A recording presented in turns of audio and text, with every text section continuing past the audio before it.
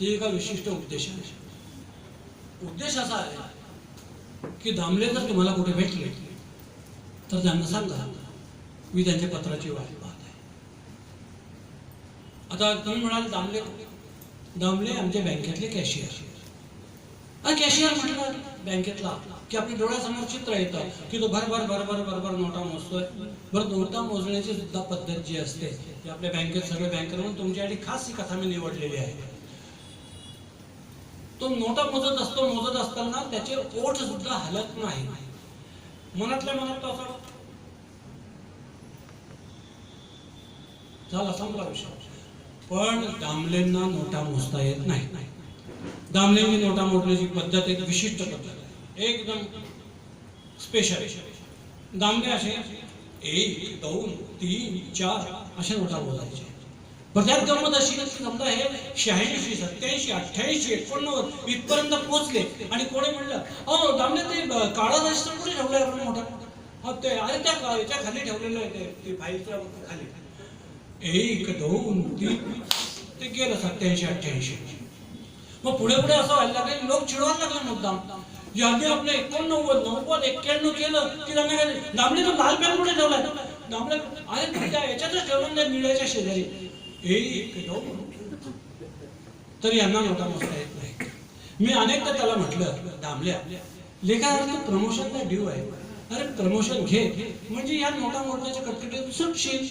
दामल्या म्हणला नाही प्रमोशन नको. म्हणजे का प्रमोशन नको? प्रमोशन आलं म्हणजे बदली आली आणि बदली आली म्हटलं की मुंबई सोडणं आलं. अरे मग मुंबईला काय सोनं लागलंय? तू काय स्वतःचा इथे बंगला आहे का? तू साडीमध्ये भाड्यानं राहतोस ना? मग नळे पण नाही प्रमोशन नको, ती बदली नको, मुंबई सोडणं नको. मी म्हटलं काय तू ज्या चाळीत राहतोस आपल्या मधल्यावर तिथपर्यंत पाणी घेतं का? म्हणून नाही रे. नाही पण तुम्हाला सगळ्या बिराड करून ना तुमच्या घरमालकाने हे दिली होती ना स्वतंत्र नळ प्रत्येकाला. अरे हो, पण पहिले 3 दिवस पाणी आलं. शेजारच्या गणपुराला त्याच्या नळात काय केलं कुणाच ठाऊक, त्याच्या घरी धुदं पाणी, माझ्या घरी पाणी नाही. मग म्हणून म्हणतो आता तू तरुण आहेस, तुझी बायको आहे तशी तरुण आहे, आता तुम्ही खालून पाणी भरू शकता. पण पुढे थोडं वय झालं की कसं आहे शक्य आहे? म्हणून म्हणतो ऐक माझं. आणि हा दामले मी इतकं सांगून सुद्धा बदली करायला प्रमोशन घ्यायला तयार नव्हता. आणि नंतर याने बदलीसाठी प्रयत्न सुरू केले.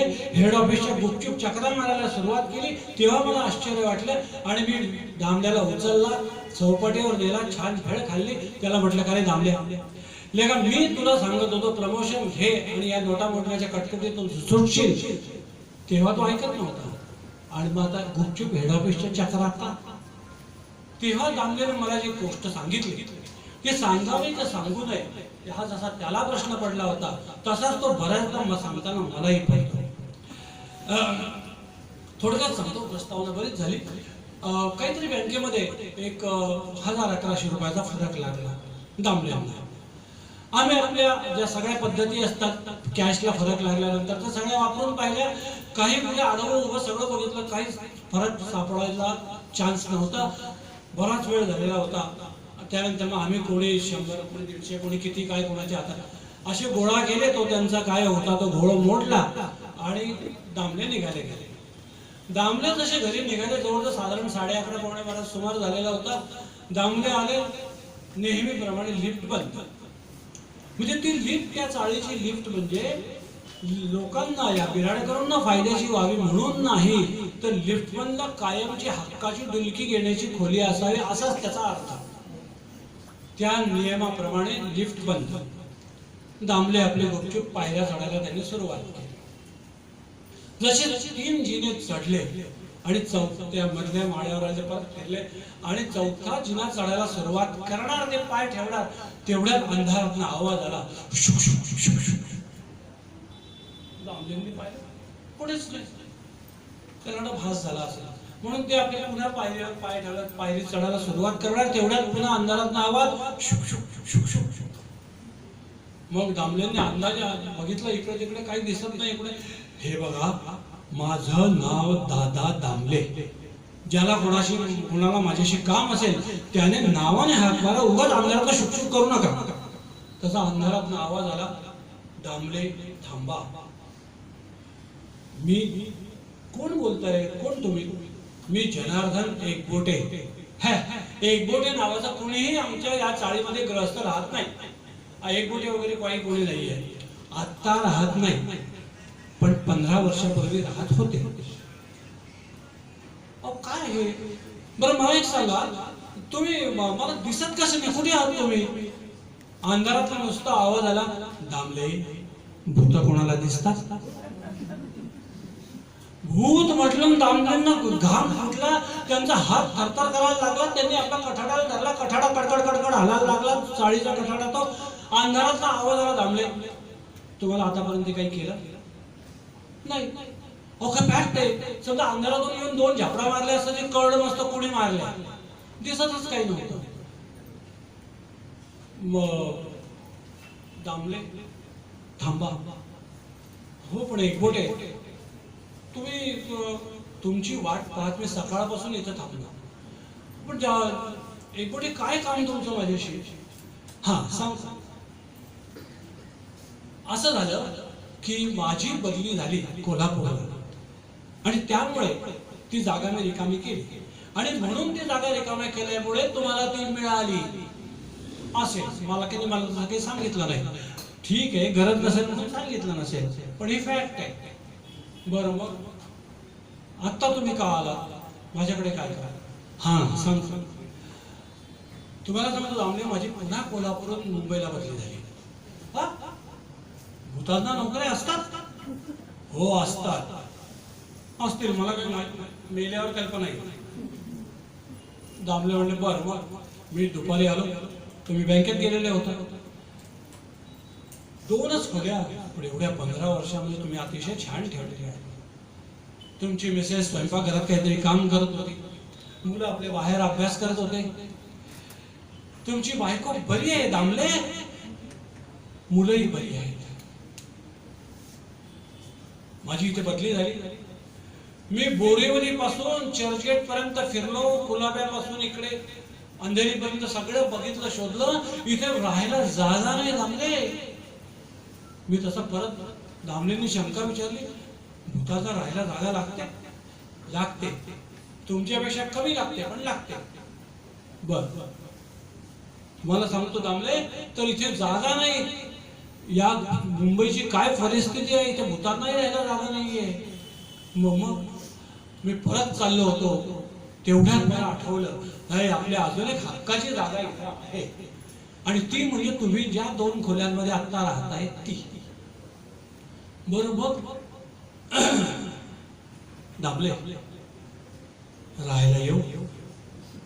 आता तुम्हाला सगळी गंमत वाटते, तुम्ही हसताय, पण विचार करा, समजा हा कार्यक्रम संपल्यानंतर रात्री आपल्या घरी जाताना, कुलूप काढताना, कडी उघडताना जर अंधारात ना आवाज आला, राहायला येऊ?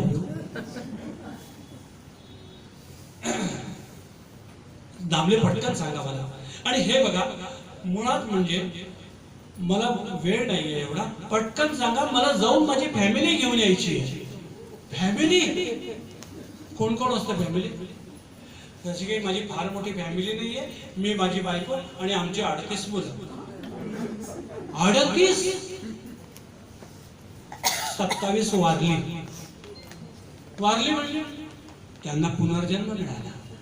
नाही तर 27 अधिक 38 एवढी होती. दामलेंना गरगरायला लागला. दामले त्यांना म्हणाले, अहो तुम्ही एवढी 40 भूत माझ्या एवढ्याशा 2 खोल्यांमध्ये कसे काय राहू शकत? दामले, तुम्ही आता ज्या 2 खोल्यांमध्ये राहतायत ना, तिथे 2500 भूत मजेत राहू शकतील. दामल्यांना गरगरायला लागला. एक तर त्यांचं गणित कच्चं, हे ते 38, 27, 40, 2500 याच्यात कुठेतरी अडकले. दामले सांगा लवकर, माझा जो वेळ नाही, राहायला येऊ. आणि हे बघा दामले, आम्ही तुमच्या कामासच येऊ, म्हणजे तुम्हाला मदतच करू.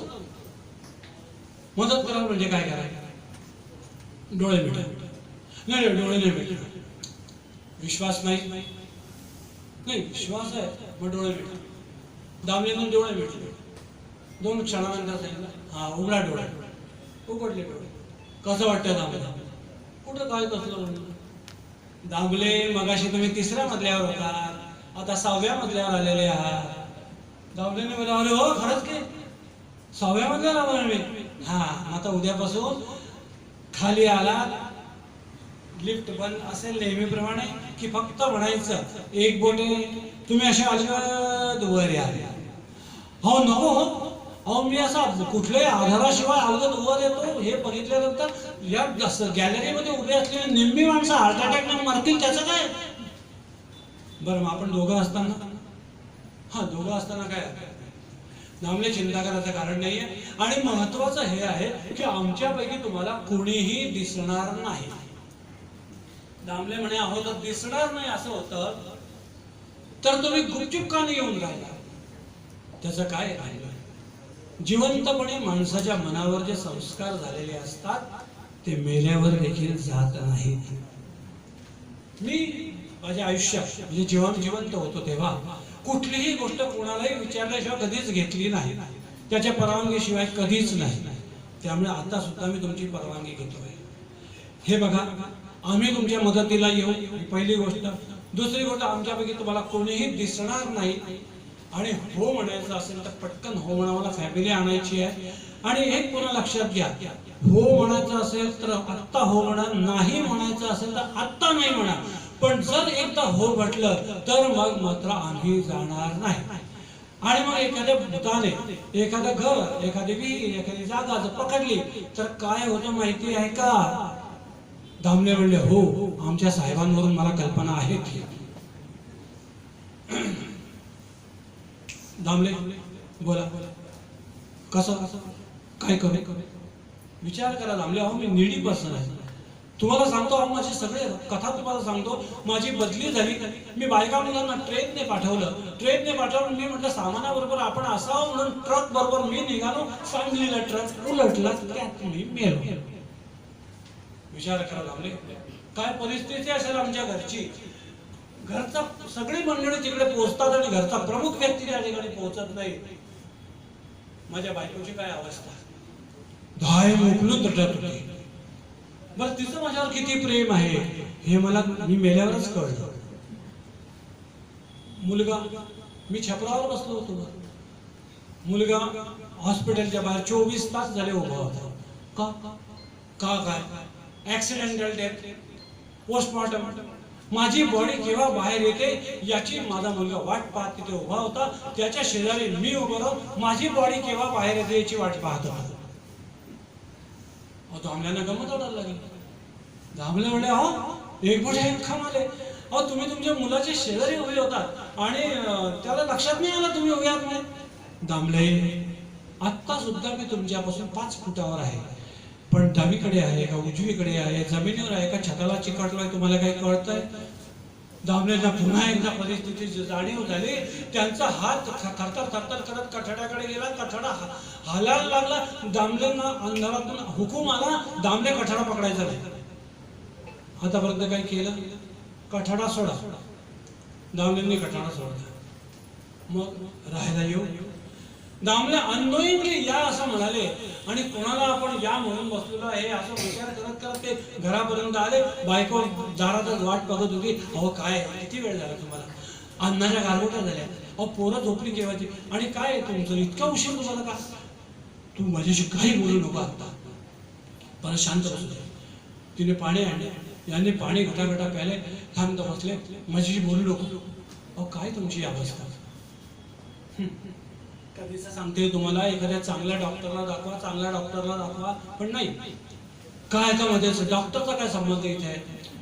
अहो 6 जिने चढून आल्यानंतर तुम्हाला एवढी धाप लागली, 40 नंतर काही भरोसा नाही. अहो कुठल्या नवऱ्याला असं रात्री 12-12:30च्या सुमारास बायकोला झाले 40 नंतर भरोसा नाही? तुला काही कळतं काय अक्कल केव्हा काय बोलावं ते? असं म्हणून दामलेंनी आपली बाहेर गादी टाकली आणि झोपले. आणि कोणाला आपण हो म्हणून बसले, काय होईल कसं होईल या विचारात असताना त्यांना झोप लागली. झोप लागल्यानंतर जेव्हा जाग आली तेव्हा बायको त्यांना गदागदा हलवून उठवते आहे असं लक्षात आलं. दामले काय काय हो उठा उठा, चमत्कार झाला. काय चमत्कार झाला? ते हात धरून त्यांना मध्ये ओढून घेऊन आले. हो, आपल्या नळाला धो धो पाणी येत आहे. 4 वर्ष झाले पाणी येत नव्हतं. दामलेंनी बघितलं, अरे हो. आणि त्या आनंदाच्या भरात दामलेंनी वाट्यांसहित भांडी भरून घेतली. भांडी सगळे पाण्याने भरून झाले आणि मग दामले हुश करत आपल्या कॉटवर बसले. बसल्याबरोबर हवेतनं आवाज आला, दामले पाणी भरलं. एक मोठी हवा, काय चमत्कार आहे. चमत्कार म्हणजे अहो 4 वर्ष झाले आमच्या या नळाला पाणी नव्हतं, आज अचानक एवढं धोधो पाणी कसं काय आलं. मी शेजारच्या गणकोल्यांच्या नळात जाऊन बसलो होतो. त्यांच्याकडे पाण्याचा थेंब नाही, तुमच्याकडे धोधो पाणी. अहो दुसऱ्या दिवशी पुन्हा तेच, नळाला धोधो पाणी. यांनी पुन्हा वाट्यांसहित भांडी भरून घेतली. पुन्हा हवेत आवाज आला, दामले पाणी भरलं. हो काय हो एकबोटे, तुम्ही माझ्यासाठी किती करता म्हणजे. हो काय कसलं काय केलं मी. नाही म्हणजे आमच्याकडे पाणी यावं म्हणून तुम्हाला रोज गणगोलीच्या नळात जाऊन बसावं लागतं. तसं नाही. हो, मी माझ्या 6 मुलांना त्यांच्या नळात परमनंट जागा दिलेली आहे. फक्त पाणी जेवणापुरतं बाहेर यायचं, पाणी प्यायला पुन्हा नळात जायचं. त्यामुळे ती काही चिंता तुम्ही करू नका. हा पण आता असं कसं काय होणार. म्हणजे मग आता शेजारच्या गणकुल्यांना पाणीच मिळणार नाही.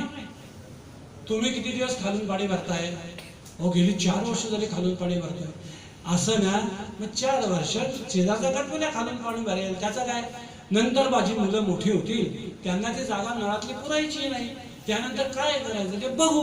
नाही तर नवीन होतील त्यांना जागा देऊ. एक मोठे तुमच्या राज्यात असा काही कायदा नाही हो कसला. ते म्हणजे असं 2 या 3 बस वगैरे असा नाही आहे. आमच्याकडे कायदा आहे पण जरा वेगळ्या स्वरूपाचा आहे. आमच्याकडे 2 या 3 ॲट अ टाइम बस असा आहे.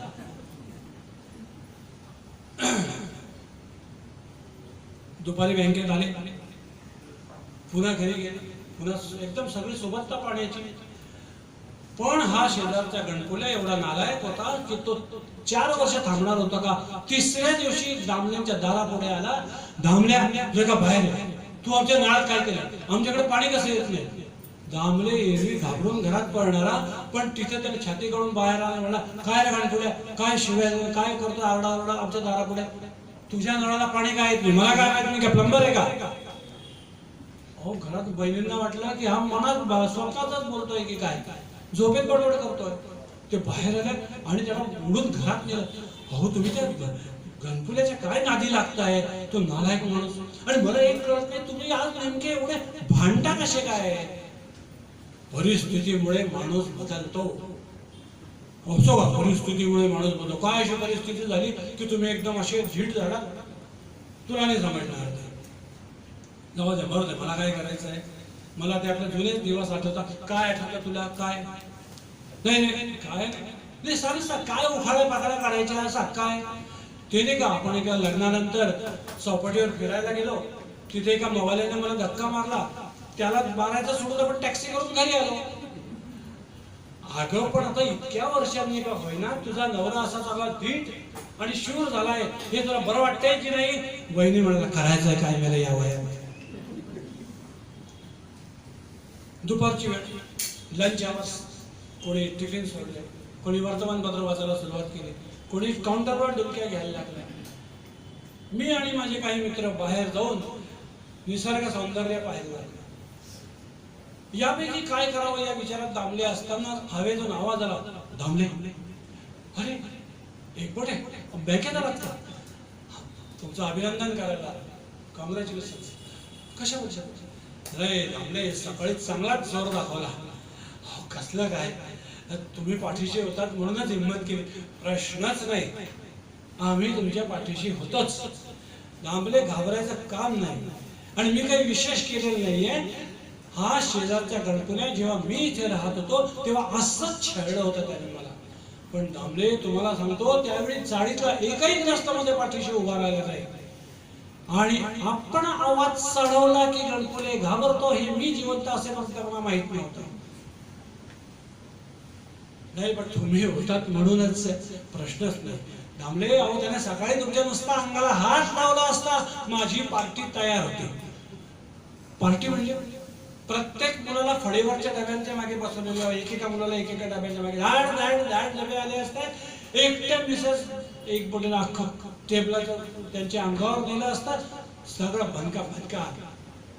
हो नको, असलं काही करू नको, नाही तर खरोखर मी चिटून गेला असं पुढे समजेल. प्रश्न तो नाही. पण पुढे असं झालं की आमचा पेन कॅशियर याच्यावर गेला.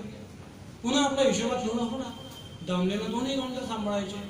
पण असं असताना ह्या दामलेला 15 दिवसात एकही फरक नाही. अहो लागणार कसा फरक? 4 वाजता काउंटर बंद झालं की 4 वाजून 1 मिनिटाने दामले 500चा 327, 100चा 252, 50चा 131. स्टेटमेंट तयार आहे, सगळ्या सही करा आणि जाऊ द्या. मला म्हटलं अवघड वाटलं. म्हटलं अरे हे दामलेचे काय हिशोब सुधारले कधी याचे? बरं, दामले तसा पापविरू माणूस होता, सज्ज. पापविरू म्हणजे काय? भित्र. म्हणजे हिंमत नसल्यामुळे नाईलाज असो सज्जन राहिलेली काही माणसं जी असतात त्यापैकी दामले. दामलेला मी उचलला आणि त्याला पुन्हा एकदा विचारलं, दामले हे काय पंगड आहे? दामलेने हा सगळा किस्सा मला सांगितला. मी त्याला म्हटलं, दामले चिंताजनक आहे. म्हणजे तुला खोटं वाटतं? नाही, खोटं नाही वाटत, तो खोटं बोलशील असं वाटत नाही, पण जरा चिंताजनक आहे. म्हणजे का? अरे शेवटी ते भूत आहे, बिथरलं तर काय करशील? अरे एक बोट इज अ नाईस पर्सन. अरे इथे माणसाला भरोसा देता येते आणि तो भूताचा हवाला देऊन राहिलाय. नाही रे, एक बोट इज अ नाईस पर्सन. त्यांच्याबद्दल काय बोल? अरे दामले, मला एक सांग, घरात 40 भूतं नांदत असताना तुला लेखा झोप कशी येते? दामले म्हटलं, त्यात काय, मला त्यातलं काहीही दिसत नाही. म्हटलं गधड्या, तुला काहीही दिसत नाही पण त्यांना सगळं दिसतं, त्याचं काय? अरे हो, मी आतापर्यंत फक्त मुलं झोपाशी पाहत होतो. अरे मला तर आंघोळ पण नाही करता येणार. म्हटलं मग विचार कर आणि हे सोड. एक तू घर सोडलं किंवा यांचा पिच्छा सुटेल आणि नवीन जो माणूस येईल त्याला याला परवानगी घ्यावीच लागेल. त्याच्याच स्वभावाचा फायदा घ्यायचा आणि संपला विषय. दामलेंनी माझं ऐकलं असतं नसतं कदाचित माहित नाही, पण घरी गेल्यानंतर जे घडलं त्याला दामलेंनी थोडा विचार केला. घरी गेल्यावर बरं मिसेस दामले दारात उभ्या होत्या. हो होता, लवकर जा आणि पेढे घेऊन या. त्या पेढे काय असे मजेच कसे? हो, आज आपला पिंट्या मरता वाचला. का, काय झालं? हो, मी त्याला दुपारी माळ्यावर चढवलं होतं. अरे काय मूर्ख आहे, कशाला ते एवढ्याच्या पिंट्याला माळ्यावर चढवायचं? हो, असं काय करणार? दुपारच्या वेळेला माळ्यावर जर मोठे भांडे लागलं तर तुम्हाला बँकेत बोलवायला यायचं? नाही तर काय दुपार दिसलं असतं का? हो, घरी चला, ते पातेलं काढायचं माळ्यावर, म्हणून मी आले नाही. म्हणून मग हो, खाली गॅस पेटलेला, वरून पिंट्या म्हणाला, आई ग मी पडलो. त्याने पातेला धरलं. मला मेलेला कळेना, पातेला धराव का पिंट्याला धराव, पातेला धराव का पिंट्याला धराव. मग तू काय केलं? काय धरलं? मी डोकं गच्च धरलं खाली बसले. काय प्रसंगावधान आहे. पण बरं मग काय झालं? मी बघत होती आता या एखादं धप्पकन टन पातेला खाली पडेल, एखाद्या कोपऱ्यातून धप्पकन पिंट्या खाली येईल, पण त्यापैकी काहीच झालं नाही. हो, एखादं लिफ्ट खाली यावं त्याप्रमाणे एका कोपऱ्यातून पातेलं हळूच खाली आलं आणि दुसऱ्या कोपऱ्यातून हळूच पिंट्या खाली आला. हे कसं हो झालं? आणि या प्रश्नाला दामलेंजवळ उत्तर नव्हतं. दामलेंनी बदलीसाठी प्रयत्न सुरू केले. दामलेंची कोल्हापूरला बदली झाली. दामलेंचा सेंड ऑफ दिला. त्यावेळी त्यांना म्हटलं की दामले गेल्यावर आम्हाला विसरू नका. दामले म्हटलं, गेल्याबरोबर मी तुम्हाला पत्र पाठवतो, पण नाही तर मग तारच करतो, नाही तर ऑफिसच्या खर्चाला टेलिफोन करतो. दामलेंची बदली झाली. दामले स्टेशनवर निघाले. आमची सगळेजण त्याला 5-6 मित्र स्टेशनवर सोडायला गेलो. तिथे आमचा एक रमेश शिपाई मध्येच म्हणाला, दामले काही कळत नाही, एवढं सगळं तर बदली झाली, हे झालंय, छानपैकी आपली मस्तपैकी बायका मुलांना पाठवून द्यायचं ट्रेनने, आपण ट्रकने सामानाबरोबर जायचं. दामले म्हणाले, ट्रकने नाही. दामले का असं म्हणले हे फक्त मलाच कळलं. दामलेची धावपळ सगळी चालू होती. इकडे तिकडे पावत्या फाड, लगेच काही कर, याला भेट त्याला भेट, स्टेशन मास्टरला भेट. तेवढं तिकडे वहिनींची आपली कुरकुर चालू होती, कसं करावं. अचानक आमची कोल्हापूरला बदली झाली, तिथे आमचं कोणीच नाही, म्हणजे ओळखीचं नाही कोणी, नातेवाईक नाही कोणी, मुलांना मैत्रिणी मिळतात की नाही, मुलींना मित्र मिळतात की नाही, त्यांना ही चिंता. कसं होईल, निभावं लागेल आमचा. आणि तेवढ्यात दामले दामले अरे एकबोटे स्टेशनवर आला. दामले तुमची बदली झाली. दामले हो, एक शब्दाला तुम्ही मला बोलला नाही. म्हणजे हो, तुमची बदली मी काहीही करून कॅन्सल करून आणली असती. दामले काय सांगणार की अरे बाबा तुझ्यासाठीच मी बदली घेतली आहे. एकबोटे तुम्हाला कसं शक्य झालं असतं. दामले काही वर्ष एस्टॅब्लिशमेंटला होतो मी. नाही पण काय शेवटी नोकरी म्हटलं म्हणजे बदली आली आणि बदली झाली, त्याच्यात काय विशेष म्हटलं, जावंच लागेल आपल्याला. आणि मग ती ट्रेन आली, ट्रेनमध्ये मुलं आपले बसले, त्यांनी जागा धरल्या पकडल्या, हे बसले आपले व्यवस्थित. आणि तेवढं थांबले. दाबले दाबले धापा टाकण्याचा आवाज. दाबले म्हणजे एकूण तुम्ही कुठे गेला होता, तुम्हाला एवढी धाप का लागली आहे. मी मगाशी तुम्ही इथेच आहात असं मला वाटलं. हो, मी बहिणींचं बोलणं ऐकलं की कोल्हापूरला तुमचं कोणी नाही, काही नाही. मला वाटलं तुमचं कोणी नाही तर माझं कोणी निघतं का कोल्हापूरला बघू, म्हणून मी आता कोल्हापूरला जाऊन आलो एवढ्या वेळा. दामले तुमचं काय होतं तिकडे. काही नाही अहो, वैभवींचं ऐकलं म्हणून मी गेलो. म्हणजे तुमचं कोणी नाही, माझं कोणी भेटतं का बघूया. आणि तुम्हाला सांगतो दामले, तुमचे ग्रह अतिशय उच्चीचे आहात, तुम्ही अतिशय भाग्यवान आहात. तिथे गेल्याबरोबर मला माझा मावस भाऊ भेटला. 15 दिवसापूर्वीच हार्ट अटॅकने गेलेला. त्याला मी तुमचं क्वार्टर उघडून दिलेलं आहे, व्हेंटिलेटर उघडलेलं आहे. एव्हाना तो आत गेलेला असेल, तो सगळं स्वच्छ करून ठेवेल, रंगवून सुद्धा ठेवेल. तुम्ही फक्त एक करायचं, त्याचं नाव सांगून ठेवतो, सप्रे. फक्त सप्रे म्हणायचं की तुमची सगळी कामं बिनगोबट मस्त होती. इथे जसं माझ्याशी आपण सख्याने राहिलो, प्रेमाने राहिलो, तसंच तिथेही राहा. सप्रे म्हणायचं, तुमची सगळी कामं होत. दामलेंनी माझा हात हातात घेतला आणि फक्त एकच वाक्य म्हणाले, मला आत्ता कळतंय, गाव बदललं तरी नशीब बदलत नाही. आणि त्यानंतर दामले कोल्हापूरला गेले. कोल्हापूरला गेल्यानंतर त्यांचं तिथल्या सप्रेंशी जुळलं की नाही जुळलं, कसं झालं, काय झालं पुढे, याची आजपर्यंत मला कल्पना नाही. कारण त्यांचा फोन नाही, तार नाही, पत्र नाही. म्हणून तुम्हाला सुरुवातीलाच मी तुम्हाला सांगितलं की दामले जर तुम्हाला कुठे भेटले तर त्यांना सांगा मी त्यांच्या पत्राची वाट पाहतो.